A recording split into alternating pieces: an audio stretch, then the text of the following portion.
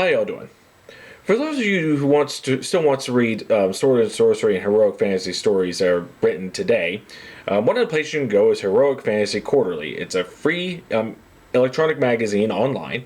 You just go over to the website, choose an issue, and read the newest stuff. The editors of this e-zine, every once in a while, after so many issues, they pick the best of and they put it into physical copies of this. And I reviewed these three a while back. The best of Heroic Fantasy Quarterly. Up till the summer of last year, there was just three, and now they got number 4. So I'm going to be going over this one here, and it's the same as before. This covers the Heroic Fantasy Quarterlies of 2015 through 2017. Selected stories and poems from that. Let's go over them. Before I get started with the review, just to let you know, one of the editors did contact me, and I guess he saw my videos of my previous reviews of the 3 volumes before this one. He even offered me a handoff once. Him and I both live in the same town. But I kindly refused there. I've already ordered my copy from Amazon, so just to let you know, this is not a paid promotion. I bought this one, and that way I'll read it and get my honest review of it. Volume 4 here has 17 short stories and 8 poems. I'm going to go with all except 7 of the poems because they're relatively short and I don't want to give too much away. It's not to have anything against poetry here. But everything else I can give a synopsis about. Okay, the first story here is White Elephants by Linda Donahue. Very Arabian Nights here. Our character Darius, who was part of a guard of this caravan that was, has been transporting this precious cargo to the Shah. One of them is a white elephant, and in addition to that is a beautiful woman accompanying this elephant that is going to be the Shah's future wife. After talking with her a little bit, and unfortunately slowly building up a connection here, he shouldn't, a roc, that is the famous giant bird of Arabian Nights Middle Eastern lore, comes by and snatches the elephant and this beautiful woman that's to be the Shah's wife. He comes back, reports, and he is now sent off to try and retrieve the elephant. And but he also noticed they don't really emphasize on trying to rescue the woman. So, trying to figure out what all that's about. Can he accomplish his goal of trying to bring back the elephant from this giant bird? And can this woman be trusted in any manner? The next story here is Engines Rarely Seen by N.G. Lancaster. This is a story about a group of 3 people that were hired by this one individual who represents a group of lumberers that were just killed by a bunch of dockers. They were hired to lead a vendetta against them. Pretty simple and straightforward, but for those of you that are interested who play miniature tabletop games like Mordheim and such, this is a nice story to read as an inspiration for future games. Next story is The Voice of the Green Flame by J.R. Restrick. King Kaladar's castle is under siege, and he's trying to think of ways how he could stop his enemies from trying to enter in. Not knowing any other options, he figures maybe the priesthood of the Aesepolis can give him help. People are not, his advisors aren't certain about that because getting to them is a bit of an issue there, with the siege going on and everything. And if he does, will they give him counsel to help defeat the enemy, or will they give him prophecy? In the tradition of stories like Fritz Leiber's Fafhrd and Grey Mouser, we have Blue Lamp by Robert Zoltan. I've seen this guy's work on Amazon and such involving these characters. Now, the adventures these are adventures of his characters Blue and Darien. Now, this particular story, Blue, he's kind of upset with his companion Darien, so he's going out exploring the city, and he finds this wonderful little shop where he finds these wonderful lifelike statues. But it's interesting because it's surrounded by a light behind a blue shielding there. And unfortunately, he kind of gets sucked into this light when he was offered by the shopkeeper if he wants to get a closer look at the light. And he's stuck in a little small bubble of a world here. And the question is, will his companion Darien investigate and find out what's going on and rescue his companion? Now we come across Crazy Snake and the Tribute of Pachacamac by Eric Atkinson. Now, this is a story that takes place in the 1850s, where a Comanche warrior with his horse, he's trying to escape the president of Nicaragua because he was helping out the rebels there, and he's escaping by boat, but his boat gets sucked into this island that he can't escape on, and he meets a few others in the same situation.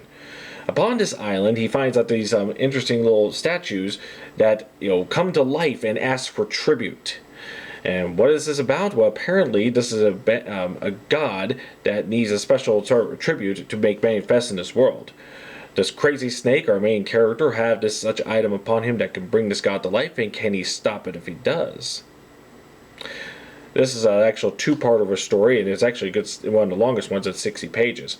So I did enjoy it all the way. Now, for those of you who are kind of find yourself as purists and like their fantasies to be fantasies, and in the 1850s it may be something that's too modern, and for heroic fantasy and sword and sorcery, bear in mind before Robert E. Howard created Conan and even Kull, he did create Solomon Kane, and that has similar features. So keep that in mind. Four Against Olympus is a story by Matt Hlinak. I'm not sure how to pronounce that one. It's Hlinak. So I'm not sure how to say that one. Sorry if I messed it up there. But here we are involving Greek mythology here. Hera wants to get revenge on Zeus for all his outside marital antics. She does this by manipulating Heracles, Atalanta, Jason, and Theseus to climb Mount Olympus.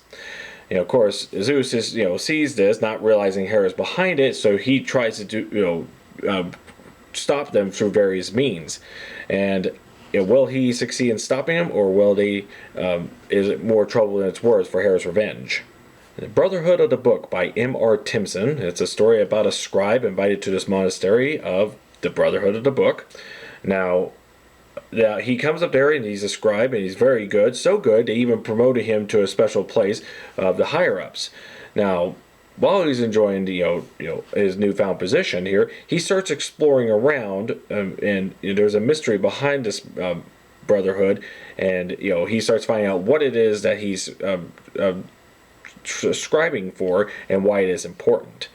And what's interesting about this story is that it's sectioned off in journal entries or diary, but instead of giving the date and when this happens, it's described as volume, page, and and all that.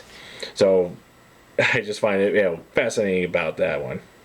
Now I'm going to review the one poem of this, and that I will say review. That's Leaves, Cups, and White Sword by Cullen Groves. This is a 60-page poem, so be ready for this.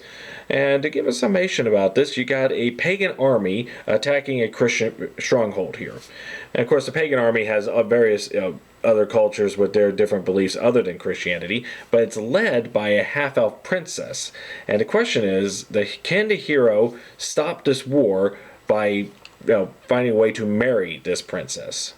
Now we talk about a sailing adventure here that doesn't have much in the sorcery as far as sword and sorcery goes, but a good adventure nonetheless. That's Racing the Headsman by Andrew Knighton.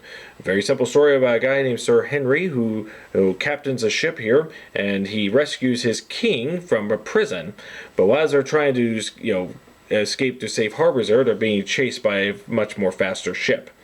And the closest thing to any of the mystical elements we expect in such stories involves a chemical powder that they have on this. Other than that, it's a straight-up adventure story, but I'm not, I will warn you that for somebody who's expecting, this may be going against the expectations of what you find in heroic fantasy. But it's up to the editors, and it's not a bad story, so when you step back and look at it all, I can see where to get fit this in. The Man in Chains by Harry Piper. Here we involve a story involving Lord Rhaeg, who trying to save his homeland from invading armies because the other lords are too busy fighting among themselves or what have you. He's doing his best to fight off against them, and despite all his best efforts, he needs a little extra help. So he leads a small group of men to a castle here, where deep down they find a chained dead body. Bringing it back to life and under a special condition, it comes to question there. Does this being they bring back to life actually help them, or is it more trouble than it's worth? Talkme by Dennis Mombauer is a story that's a good inspiration if you're interested in stories that involves a priest out against other priests for like your tabletop role playing games and all that. Main character is Talkme, who is sent out by his priesthood along with two other priests to go to this monastery and to track down and capture this one corrupt priest, and also the item he has an ivory mask. Can he do it, or is the priest too powerful for him? This gets a little surreal, dreamlike. You don't know what's real, what's not, but that's what makes the story interesting and still fitting for the genre that we're reading about. The Price of Mockery in Dalium by James Rowe is a story about a potter who is arrested and trapped inside of a cave, blocked out, no way to get out. And he's trapped there because he insulted a philosopher of the city, which is illegal to do. It's one thing to debate them, but to just mock them entirely, that's a no-no. So now he's trapped in his cave. And he's given a way out. Inside this cave is an automaton who comes to life and says, you can get out if you can answer this riddle. And this is a wonderful little story that demonstrates the Greek logic, in the tradition of the Greeks. The Deaths of All We Are by Liz Coulter. This is a story of Luned, who is a handmaiden of this castle, who serves the lady, of course. You see her going about her day, and what the lady and the Lord goes through. The Lord goes out, armored up, and looks like he's ready for fight and all that. And then one day they find out that he was killed in combat by this Night Lord, who's now come by and trying to take over. Now, why are we focused on Luned? Because apparently she has a special place in this, because inside this castle, she sets up, she helps the Lord and Lady who guard this special well. We don't know too much about this well is about, but it's up to Luned to find a new guardian of this now that the previous Lord is dead. Can she accomplish it while growing suspicions about her, of her abilities come about? The Enemy's True Name by Mark Silcox is a nice little straightforward story here. Our main character is a former soldier turned herdsman. He's visited by these three blue mages whose blue temple was destroyed by this Bone King, who's rising in power and is wreaking havoc across the land. And they're hiring this man to see if he can help them out to stopping him. Now, the last short story is going to be hard for me to pronounce in one part. It is A Hard Crossing at Lunhimov Ford by Adrian Simmons, who's one of the editors of Heroic Fantasy Quarterly. This is a story of Cowella, who readies herself for a ritual duel that dictates the outcome of the opposing army and how they're going to set up to fight. Now, she's a competent fighter, but the issue here is, unbeknownst to all but one, is that she's about to go into this fight while pregnant. So now here comes the question: will her pregnancy hinder her from winning this duel? And even if she wins, will the gods approve of it? Because it's a bit of a taboo for her to do this. Now, as I said, the other poems I didn't go over here because they're too short. I didn't want to give too much away about them, but I will list them here. The other poems there we got the Howard Hall by Colin Groves, Dragon Slayer by Mary Soon Lee, Unvictorious by Christian Song, The Allfather's Ravens, David Sklar, The Persuaders by Colleen Anderson, The Night Before Yule by Daniel Stride, Undercurrents by Jennifer Crow, and Night Force by Drew Martin. So, all of these can be found here in this volume here, but if you don't want can't afford and all that, these can be found in the issues of Heroic Fantasy Quarterly, and just look for any of them published between 2015 and 2017. In fact, let me go over the website here. It's very easy to run. Let me show you. Alright, so here we are at the front page of Heroic Fantasy Quarterly. You got all your basic information on top. If you scroll down, you can see their current issue that they have. In this case, it's number 62 at the time of recording this, and all the stories and poems they have in that issue. Now, if you want to start at the beginning or a particular issue that you want to link it to, go to Archive.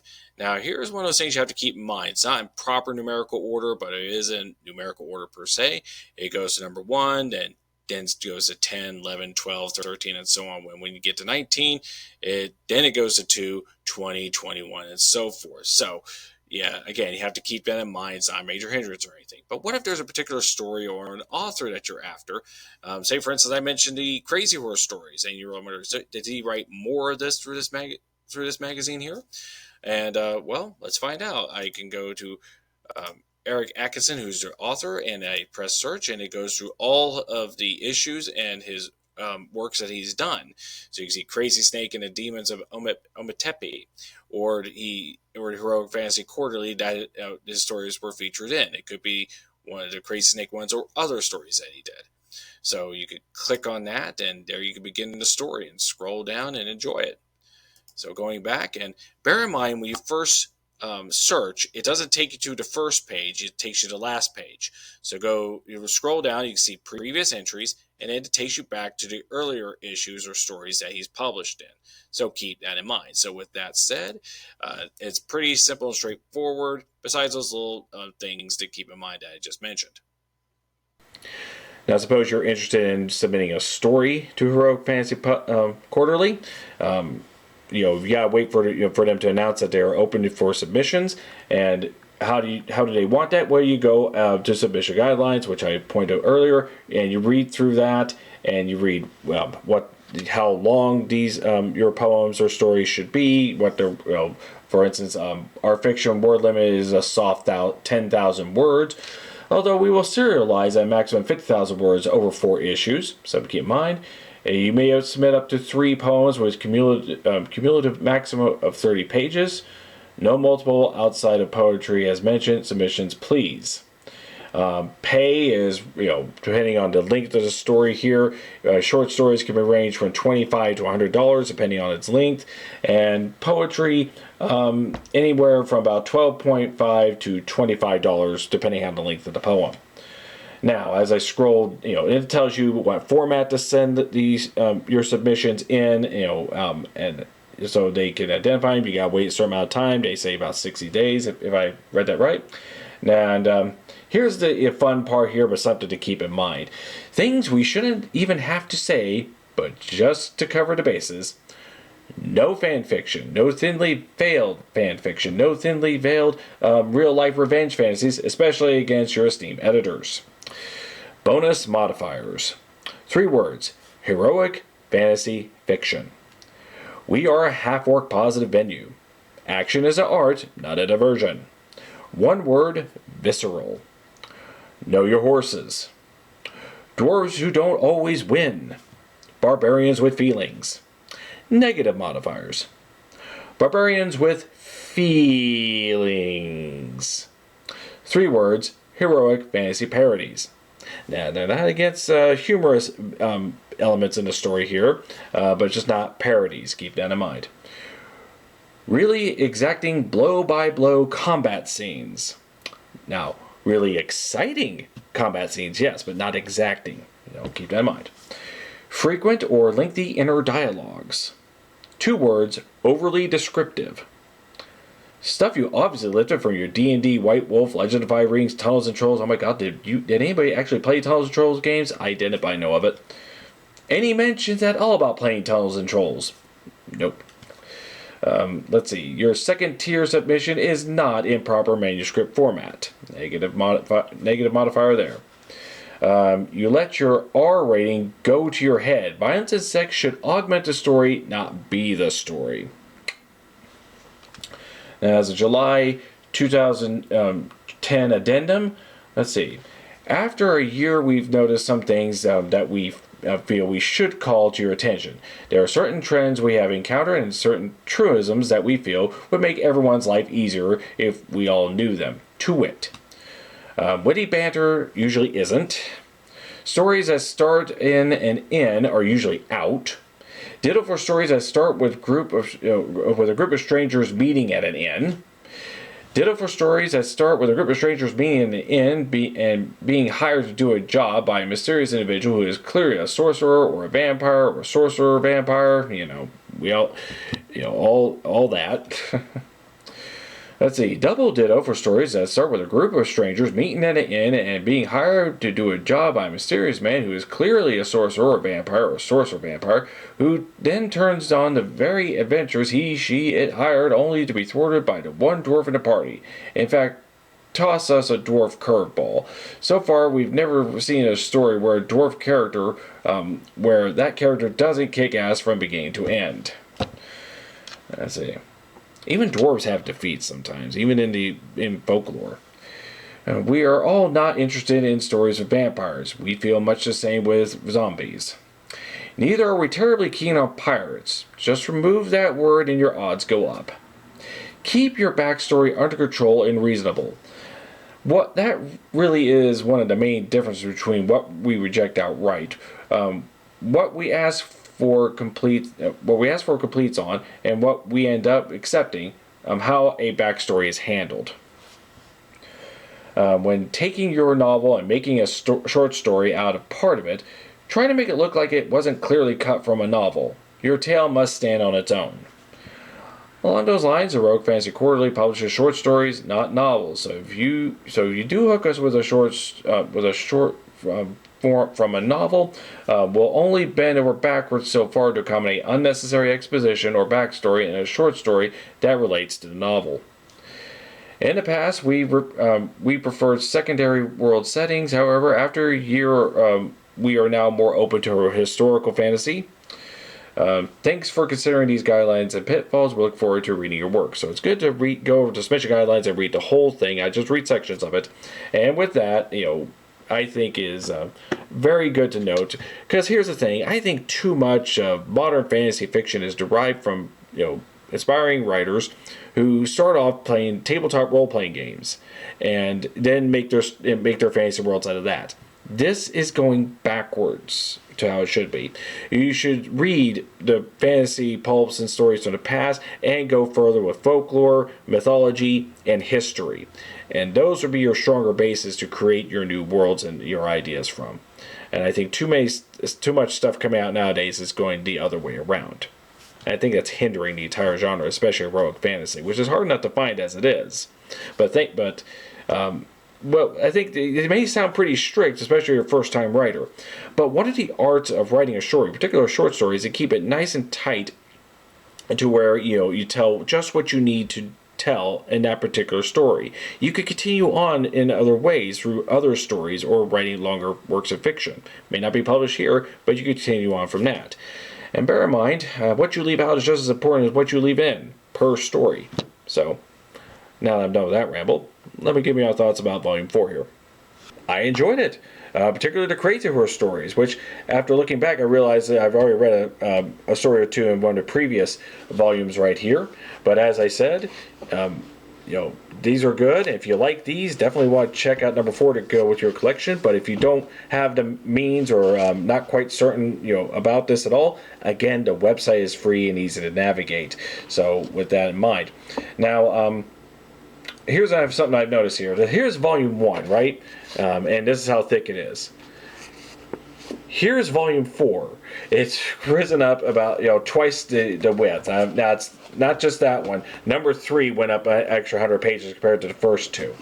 But don't worry, it's not because there's more stories in this one. It's roughly about the same. But the Crazy Horse story and the one of the poems both are about 60 pages each. So that's 120 pages more than would be with the other size stories. So that's just to let you know about that. But other than that, it's got a wonderful introduction by Howard Andrews Jones. He's a guy who writes in this genre of heroic fantasy and sword and sorcery. I have 2 of his books here, The Desert of Souls, and the sequel book, The Bones of the Old Ones here. This is such a wonderful cover here. Unfortunately, it doesn't reflect what's in the book, but it is an Arabic fantasy there, so it does match in that regard. But better than what's usually passes for covers these days with with the art designers and even possibly new AI. But I digress.